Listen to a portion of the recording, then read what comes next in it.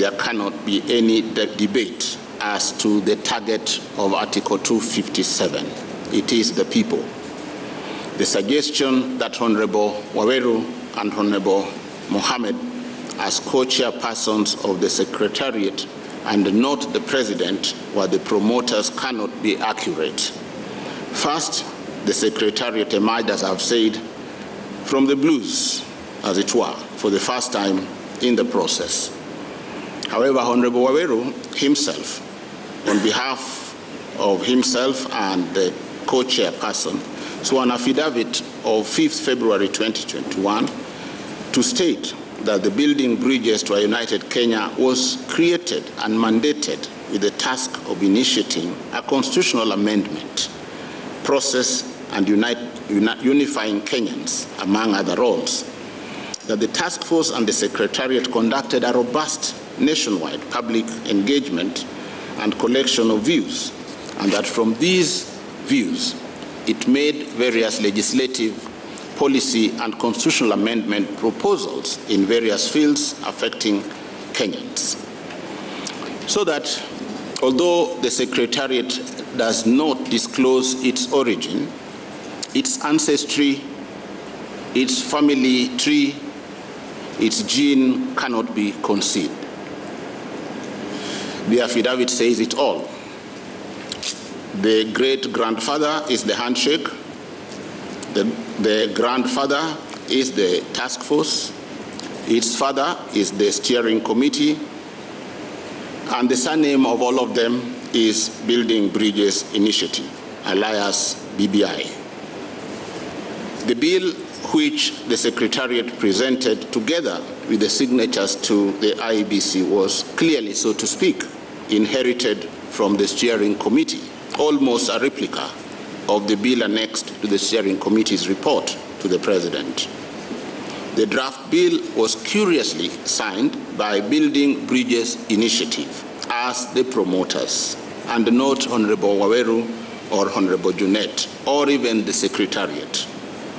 It's not clear how they went about collecting the signatures, but on record, at least, there is some evidence of state involvement, going by the letter written by the Principal Secretary, State Department for Sports, directing the Director General, Sports Kenya, to supervise the staff in the organization to complete the forms and sign appropriately and urgently the forms.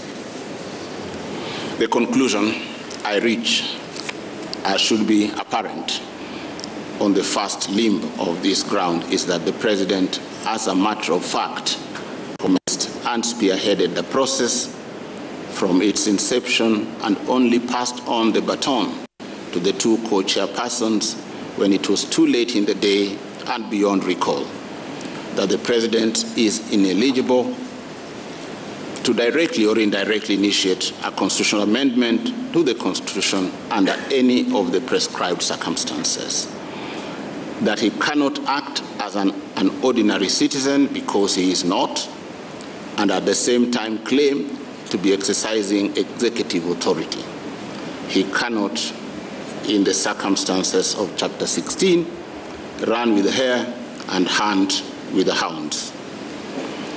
It has been argued that by barring the President from initiating the process of constitutional amendment, his right to equality and freedom from discrimination would be violated. The nature of violation has not been demonstrated. Looking at the facets of the rights and fundamental freedoms under Article 27, I cannot see any that could be breached by simply asking the President to stay on his lane of constitutional amendment process. Similarly, the guarantee of his political rights, which are specific under Article 38(1), that is to make political choices, to be registered as a voter, and to vote by secret ballot in any election or referenda, have not been violated. The President's role in the constitutional review process has been preserved and is intact. The power to assent to a draft bill passed by Parliament and to request the IEBC to conduct a national referendum for approval of the bill are indispensable roles and essential cogs in the process. Apart from these, the President, as indeed any other voter, is entitled to support a popular initiative by signing it, and in fact, he did so in public. Indeed, nothing stops the President from campaigning for or against the initiative. For these reasons, I agree with the learned justices that to the extent that the President took certain steps and actions at the inception of the popular initiative process, as explained, the entire process was irredeemably flawed. I would, in the result, affirm the conclusion of the Court of Appeal.